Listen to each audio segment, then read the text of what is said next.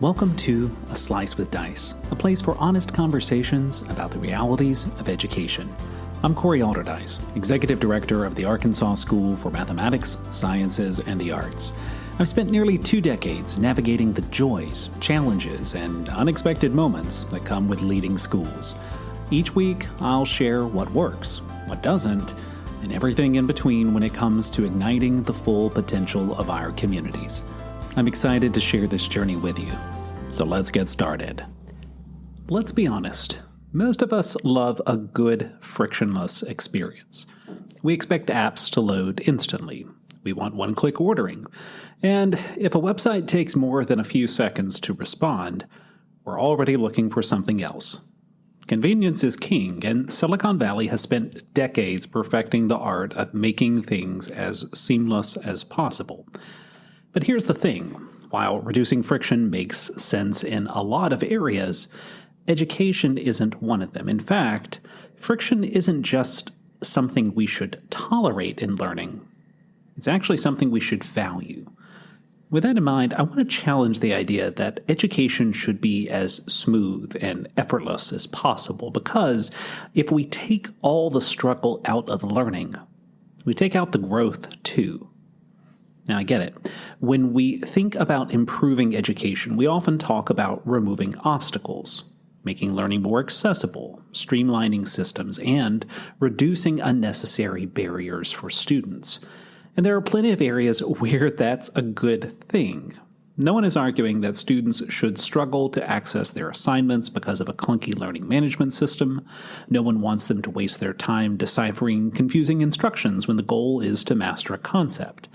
Now, schools have done a lot of work to make education more efficient, digitizing textbooks, implementing AI tutors, making it easier to submit homework with a tap of a screen.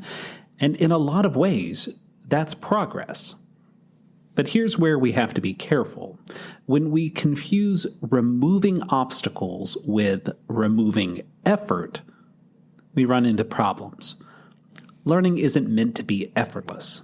It's meant to challenge, to stretch, to push students beyond what they thought they could do. And when we eliminate too much friction, we actually rob students of the experiences that make learning meaningful. Think about the last time you really learned something, really had to work for it. Maybe it was mastering a difficult piece of music, writing an essay that actually made you think, or solving a math problem that didn't come easily. That process, the frustration, the trial and error, the moment you wanted to give up but didn't, that's what made the learning stick. Psychologists call this productive struggle. It's the idea that deep learning happens when students wrestle with a concept just beyond their reach. If something is too easy, the brain doesn't engage. But if it's just hard enough, if it takes effort but still feels possible, well, that's where real learning happens. In math and science, for example, students who are forced to work through problems rather than just being given the answers develop stronger critical thinking skills. The same goes for writing. AI tools like ChatGPT can generate an essay in seconds, but if a student never has to struggle through structuring their own argument, they're not really learning how to write. This kind of friction is what builds resilience. It teaches students that not everything will come easily, but that doesn't mean it's impossible. And in a world where so much is designed to be instant and effortless, that lesson is more important now than ever. There's another side of this too. When we remove friction from education more and more, the less students develop patience and perseverance. Take technology use in the classroom. AI tools are getting better at giving instant feedback, personalizing lessons, and making learning adaptive.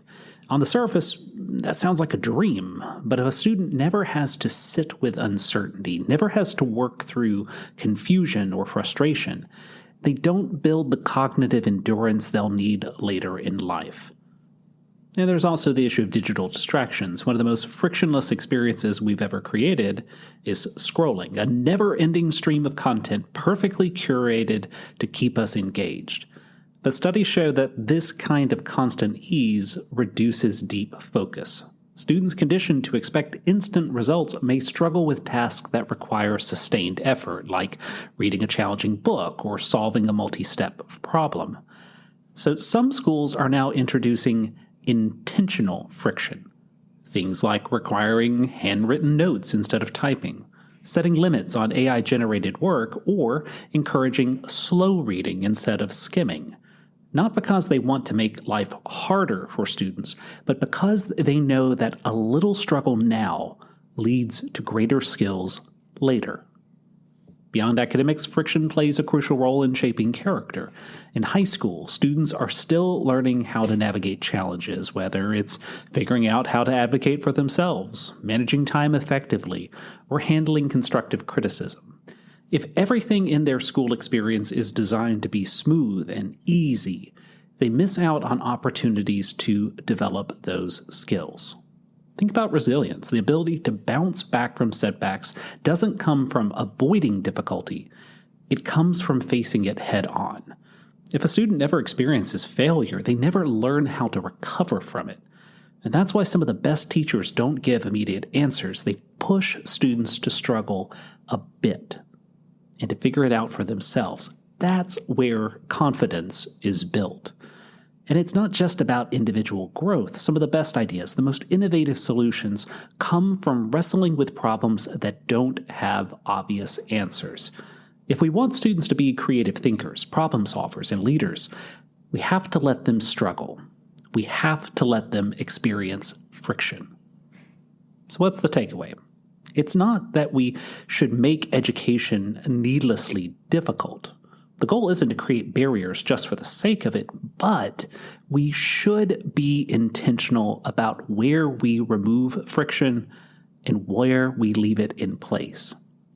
We should remove friction in areas that get in the way of learning, like outdated systems, unnecessary bureaucracy, and inefficient processes, but we should embrace friction where it leads to deeper thinking, stronger skills, and greater resilience. That might mean letting students wrestle with a problem a little longer before stepping in with help. It might mean resisting the urge to simplify everything and instead encouraging them to push through challenges. It might mean reminding them that not everything worth learning comes easily. At the end of the day, education isn't about making things effortless. It's about making students capable. And that only happens when we give them the space to productively struggle, to think, to grow. So let's stop seeing friction as a problem to be solved. In the right places, it's exactly what students need. A Slice with Dice is a production of the Arkansas School for Mathematics, Sciences, and the Arts. I hope today's reflection sparked some thoughts for your own journey. If you enjoyed the episode, please subscribe, share, and leave a review. Let's keep learning and leading together. Until next time, keep striving for growth and excellence. Thanks for tuning in.